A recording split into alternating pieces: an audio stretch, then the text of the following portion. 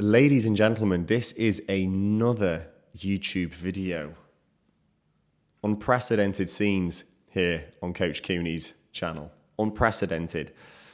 I wanted to talk today about a topic which is very close to home because it is, put simply, an industry that I am very passionate about. It is an industry that I've been working actively within for the past 4 or 5 years. And I can't help but feel as if over the past month, there has been some really worrying scenes and very challenging circumstances that I think the industry as a whole is starting to suffer from. And so in this video, I want to talk about what I feel the problem is, how I think it started, and more importantly, how I think the industry can move forward. Because ultimately, we want this industry to be empowering for people. We want the industry to improve people's physical and mental well-being. But I can't help but feel as if at the moment, it's starting to cause a little bit more toxicity than actual benefit. So let's talk about it. So to make this topic a little bit more digestible, I've broken it down into a couple of categories, but the overarching theme is we have some huge influences within the industry, people with humongous followings. And I want to make it very clear that it takes a level of hard work to achieve such a following. I'm not here to disrespect somebody's hard work, but what I am here to challenge is whether or not an individual with a huge following is being responsible with that following. We've had some very big names this past month suffer from health scares. In particular, unfortunately, this gentleman is no longer with us, but Joe Lindner, he had millions of people following him online, and I would argue he was probably the leanest person currently available to see on the internet. And he, as much as he was a influential and positive individual, he alluded to many a times how he abused performance-enhancing drugs in the past. The level to which, or if there's any connection to why he's no longer with us now, remains to be seen. But he is clearly somebody who has alluded to experimenting and abusing performance-enhancing drugs in the past. And, it begs the question, who else is doing it? Now, Larry Wheels is another one who has suffered a health scare recently, literally within the past week. He is somebody, again, who has abused performance-enhancing drugs in the past. I know for a fact that there are, especially a younger generation who are affiliated with big brands who are taking these substances but not alluding to it online, and I'll come on to that in a moment. But ultimately, we have an industry with huge influencers within it who I don't think are being fully transparent with their audience and are trying to stay relevant by all means possible. And I think when you're trying to do that within a market, and I'm talking about social media here, within a market that is so saturated, you tend to resort to extreme outcomes in order to grab and to retain the attention that you're getting. And this feeds into another area of just general well-being. And by these influences, how is their mental health? I think we have a real problem in terms of mental health at the moment in the fitness industry that people aren't alluding to. I think that eating orders has never been more prevalent, and I'm saying that from a coaching perspective now. Disregard anybody else's experience, just from who I've been working with and the type of clients that I take on. Eating disorders are a real challenge at the moment. I think body dysmorphia, and I think that comes from the inability to appreciate who is natural and who's not. Because if you're comparing yourself to somebody who isn't natural, you're fighting a losing battle, put simply. And so the problem, put simply, is that I think we're in an industry that is promoting health, but ironically isn't as healthy as we're claiming. So how do I think all this has started? I think a big shift in the culture that we are currently immersed within, I think came around 2019, 2020, when a certain social media platform appeared on our phones, and it absolutely changed the industry. And in particular, it shifted people's attention from long form content to short form content. And I think as a result of that, the byproduct has been we have created so much more entertainment online, whether we like that or not. We've created a lot more entertainment, but I think as a result, a lack of transparency and education. Because at the end of the day, if you have an attention span of 15 to 30 seconds, I can't tell you in detail how protein synthesis works. I can't tell you about how to implement progressive overload. Sure, I can throw some nice fancy words at you and you may digest some of it, but ultimately, I'm not really going to get an educational piece of content out there. And so what happens as a result? People take snippets of information without much context. And so we're left in an environment whereby people are digesting a lot of content, but not truly understanding that content, in my opinion. And I think as well, another thing is we now have, I honestly actually can't even tell you out loud how many social media platforms we now have. I know Threads has been a recent addition to that from Meta, but people are wearing themselves thin and people are trying to stay relevant in, again, a very saturated industry. And so as a result of that, people are burning themselves out. Some influencers literally put their lives on the internet. And I'm not here to discredit that or to say that that's wrong, but that comes at a cost. And often it comes at the cost of burning out.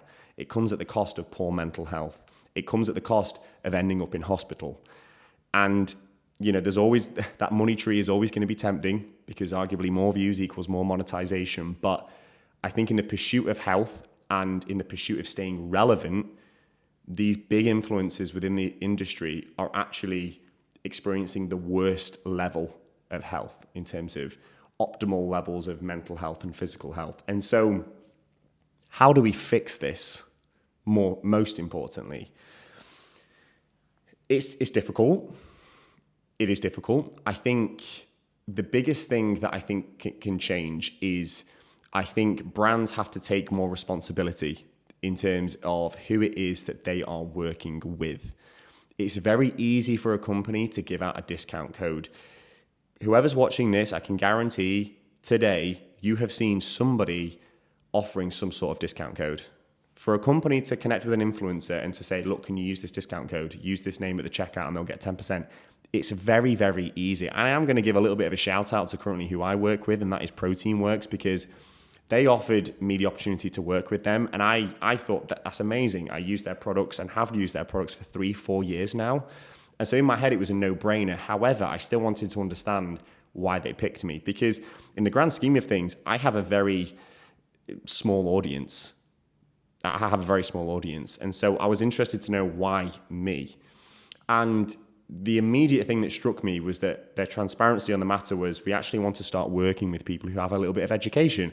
I'm not here to say that I know everything, but I'm very passionate about educating people. I want to help people get the results they want, but understanding how they've got them.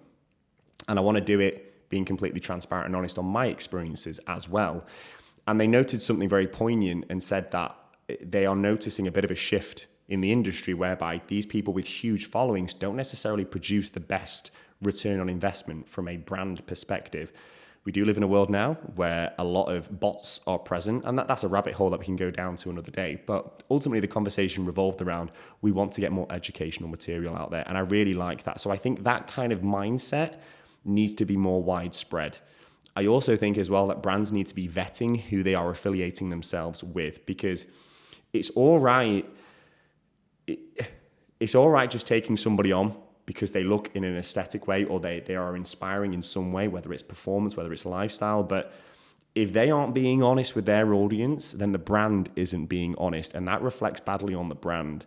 And I know factually that there are some young influencers in particular out there at the moment who are working for some big brands, particularly in the UK, who are using performance-enhancing drugs and simply aren't talking about it. If they don't talk about it, no one will ask any questions. And that leaves the industry in a really dangerous place, because performance-enhancing drugs have never been more rife. They've never been more rife. It's scary how accessible they now are. And two things happen here. People are using things that they just simply don't understand, and it will lead to long-term implications very, very easily. And secondly, once you start using these substances, your level of expectation and the way that you look at yourself is forever going to change. It's like chasing a pump in the gym. I heard this saying, I don't know who from, it's probably Arnold Schwarzenegger to be fair. You're never going to be as big as your pump. I'll go to the gym later, I'll hopefully get a nice pump on, and I'll think, oh yeah, cool, this is nice. But when I'm out the gym, that pump's going to go. I'm never going to be as big as my pump. If I put on more muscle, my pump will just be even bigger. And so the point I'm trying to make is that when you see yourself on steroids, on performance-enhancing drugs, when you come off it, you're never going to look like that again. And so that's why when you start, it's very difficult to get off. So anyway, I think brands need to take more responsibility. I think influencers who are then going to start their own businesses and they're going to start offering supplementation, pre-workouts in particular that are full of stimulants, they need to come with health warnings, and brands need to be looking at their affiliates who are selling these products, because again, it's all right just offering a discount code, but they need to take ownership on what their athletes are actually selling, because again, it comes back to them. They're big players in the market and they should take more responsibility. So I think more health warnings need to be in place. And I think just generally more openness about decision making, why it is that people are training certain ways, why it is that people are taking certain supplements, etc. But I want to end this video by saying that I am positive about the industry going forward. There are signs, and I've mentioned Protein Works already, about how I think that the industry can improve and move forward. And I'm excited to see where we're going to end up in a few years' time. There are so many inspirational, educational pieces of material out there, and that I don't think that'll ever change.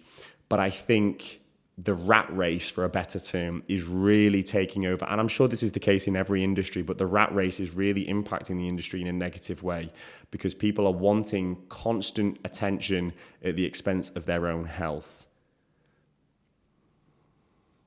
How long's this video been? 10 minutes. Can you tell I'm passionate about this subject? I just want the world to be a better place. How cheesy is that? I know, but I do. The health and fitness industry needs to be a positive place to visit. And at the moment, we have people who from the outside may look healthy, but from the inside are actually the opposite. And I think that's, on a final note, that's kind of the same analogy with money. Some of the wealthiest people in the world are the saddest people in the world. And I'm not here to say, I'm not bashing anybody who's earning more money than me. Goodness me, there's a lot of people out there who are doing that right now. But the point being is the grass isn't always greener. And so just be careful on who you take influence from.